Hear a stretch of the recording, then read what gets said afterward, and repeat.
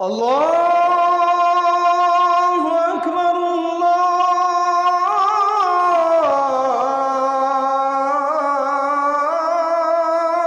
আকবার। সংসারটা হচ্ছে সোনার হরিণ, এটাকে সবাই ধরে রাখতে পারে না। একটা সুখী সংসার সবাই বিলং করতে পারে না। একটা সুখী সংসার সবাই চাইলেও পায় না। মূল কথা কি জানেন?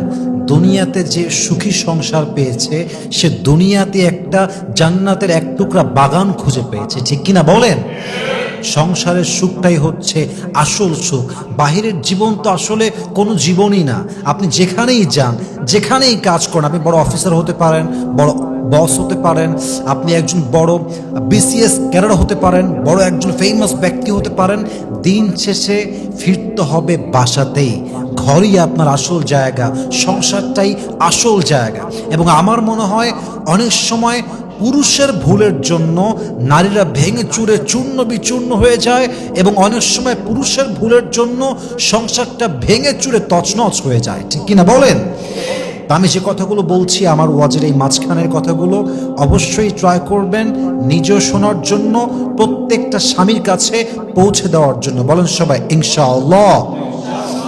এক নাম্বার, স্বামীর যেই ভুলের জন্য স্ত্রী নষ্ট হয়ে যায়, বউ নষ্ট হয়ে যায়, সংসার নষ্ট হয়ে যায়, তার বিশেষ এবং অন্যতম প্রথম কারণ হচ্ছে অতিরিক্ত শাসন করা, অতিরিক্ত রেস্ট্রিকশন তৈরি করা।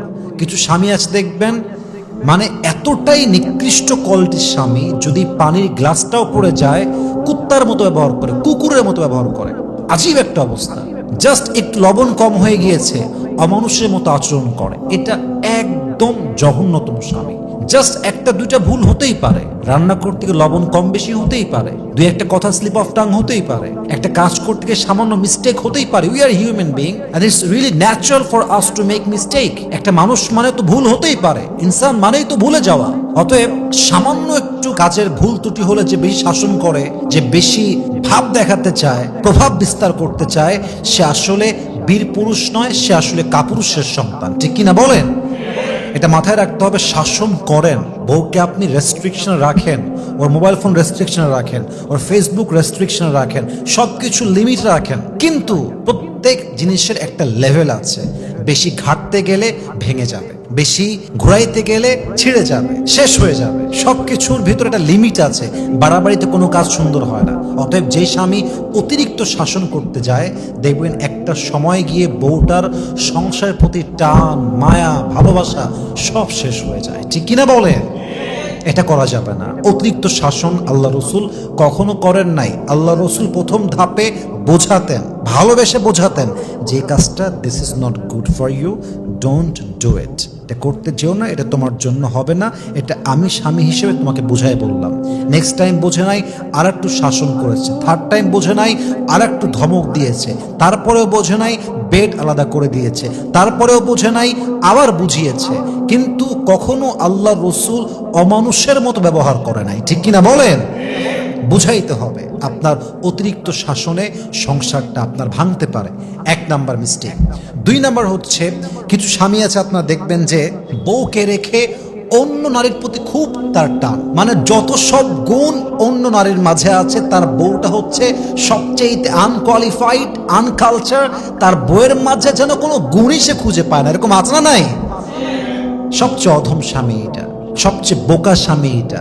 মাথায় রাখবেন, চালাক স্বামী যে হয়, বুদ্ধিমান স্বামী যে হয়, সে অলওয়েজ বউয়ের প্রশংসা করে। কারণ সে জানে বাহিরের মেয়ে বাহিরের মেয়ে, ঘরের বউ ঘরের বউ। বাহিরের মেয়ে যতই সুন্দরী হোক, ওইটা আমার বউ নয়। আর আমার ঘরের বউ যাই হোক না কেন, এটাই আমার আসল জায়গা, এটাই আমার আপন মানুষ, ঠিক কিনা বলেন? তা আপনি যখন বুঝবেন যে বউটাই দিন শেষে আপনার আসল জায়গা, সেই খাওয়াবে, সেই পড়াবে, সেই যত্ন করবে, তখন আপনি বুঝবেন যে বউটাকে আপনার প্রশংসা করতে হবে। আর বড্ড বোকা সেই স্বামী, যে স্বামী সারাদিন বউয়ের সামনে পর নারীর প্রশংসা করতেই থাকে, আসক্তি প্রকাশ করতেই থাকে। ইভেন আপনি জানলে অবাক হবেন, অনেক স্বামী ওপেনলি বউয়ের সামনে বসে মেসেঞ্জারে, হোয়াটসঅ্যাপে, ইমোতে, স্ন্যাপচ্যাটে, ইনস্টাগ্রামে বউয়ের সামনে বসে বসে পরকিয়া করে, বউয়ের সামনে প্রকাশ্যে। বউটা বেচারা অসহায়, কি করবে? কিছু করতে পারে না, চুপচাপ বসে সহ্য করে আর হজম করে। ইভেন আমার মনে হয় বাংলাদেশে 80% সংসার, বলতে গেলে 90% সংসার টিকে আছে জাস্ট নারীর ধৈর্য এবং চুপ থাকার উপরে, ঠিক কিনা বলেন? মানে নারী কথা বলতে শুরু করলেই সংসার শেষ, নারী প্রতিবাদ শুরু করলেই সংসারটা ভেঙে যাবে। জাস্ট নারী সবর করে বোবার মতো চুপচাপ বসে আছে বিধায় সংসারটা টিকে আছে। That's a true fact. এটা বিশ্বাস করলেও সত্য, বিশ্বাস না করলেও সত্য, বাস্তব কথা আপনাকে বললাম। অতএব মাথায় রাখতে হবে, যেই স্বামী পরনারীতে আসক্ত হয় তার বউটা সংসার প্রতি মন দিতে পারে না, নিবেদিত প্রাণ হয়ে কাজ করতে পারে না, সে স্বামীর প্রতি আর আগের মতো ভালোবাসাটা প্রকাশ করতে পারে না, এবং এই পুরুষের পরকীয়ার জন্য অনেক সময় বউ তার সংসার ছাড়তে বাধ্য হয়, ঠিক কিনা বলেন? 3 নাম্বার ভুল, যেটা মারাত্মক মারাত্মক বাজে কথা, অনেক স্বামী দায়িত্বহীন এবং যত্নশীল নয়। একদম যত্নহীন একটা মানুষ, বউটার কি দরকার, কখন দরকার খেয়ালই রাখে না।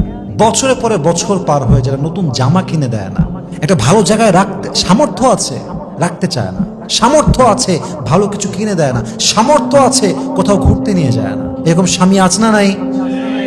এই যত্নহীন হওয়ার জন্য একটা সময় গিয়ে বউ আর এক পুরুষের সঙ্গে ভেগে যায়, পরকীয়ায় জড়িয়ে যায়। আর এটাও সত্য যে অনেক বউ পরকীয়ায় আসক্ত হয়। পরকীয়ায় আসক্ত হওয়ার তার প্রধান এবং মূল কারণ হচ্ছে তার স্বামী যত্নহীন এবং তার স্বামী একজন দায়িত্বহীন পুরুষ, ঠিক কিনা বলেন?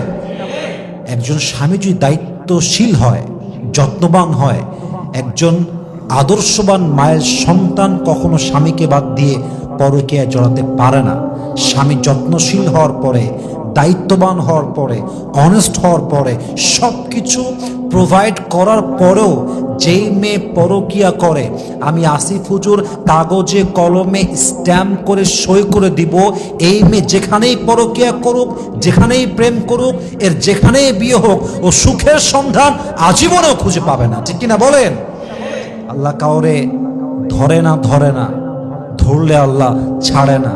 আপনি চিট করবেন আর ভাববেন যে আমি খুব সুখে থাকবো, লাঞ্ছনা আপনার জীবনের একটা অত্যাবশ্যকীয় পার্ট হয়ে যাবে।